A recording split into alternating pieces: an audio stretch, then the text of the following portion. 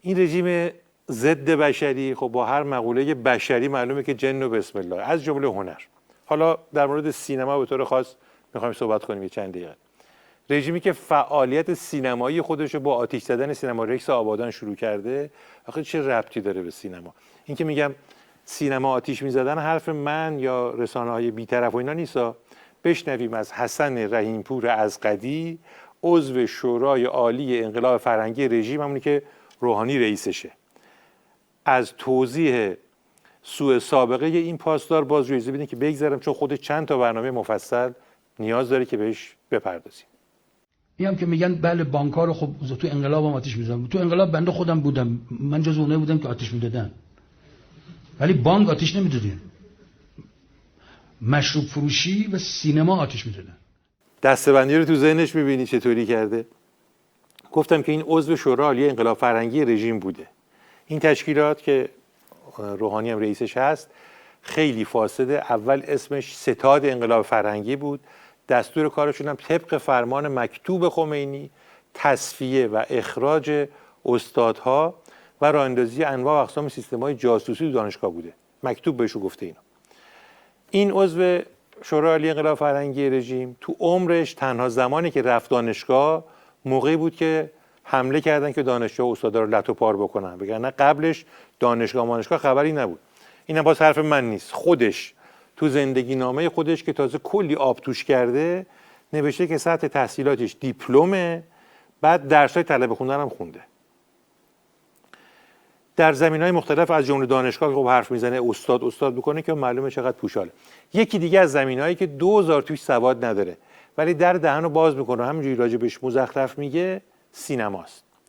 درک و شعورش در مورد سینما با لحن لومپنی برای اشاره به چنگاندازی رژیم به سینما رو با هم ببینیم. سر این الاغ رو برگردون. این الاغ داره میره به سمت دیگه، سرش رو برگردون. ولی الاغه مشکلی نداره. مشکل تقصیر ذات سینما نیست. این سر خر رو برگردون، مقصد رو تغییر بده، ببر، بعد میبینی چقدر یه الاغه به دردت میخوره. به قول زنده‌یاد غلام حسین ساعدی از بزرگترین نمایشنامه‌نویسان معاصر ایران، رژیم سانسور نمیکنه به این معنی که بگه هنر باید خفه بشه و هنرمند باید خفه بشه. نه، میگه اول باید صداتو ببری، بعد باید با اون صدایی که من میخوام برای من بخونی. به قول ساعدی حتی نمیاد فرهنگ رو بکشه، میخواد فرهنگ رو وادار به خودکشی بکنه. حالا که بحثش شد، یک نمونه رو هم در مورد سینمای رژیم ببینیم. نه که هیچ حرفی ندارن برای زدن، میفتن به تکرار و تقلید میمونوار همونی که باهاش ضدیت میکردن. یه تیکر ببینیم که اخیراً تو فضای مجازی منتشر شده از سریال های زمان رژیم که نکته به نکته، مو به مو از همون سینمایی که آتیش میزدن، اونم نه سینمای روشنفکری قبل از انقلابا، تقلید میکنه، فراتر از تقلید. عمو خسرو. سلام. روشنک جان خودتی؟ بله.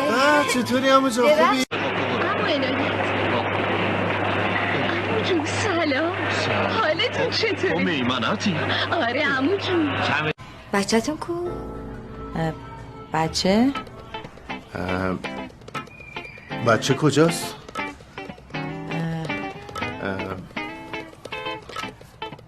مجید. بفرمایید. سلام آجی. از سر کوچه خفتش کردم آوردمش. بفرمایید، اینم بچه‌م. بچه‌تون کجا؟ بچه؟ بچه؟ بله بچه. نکنه به بچه‌تونم نمیگین بچه؟ چرا بچه که دیگه بچه است. ولی کنه بچه هادی بچه. چه داتی میزنی؟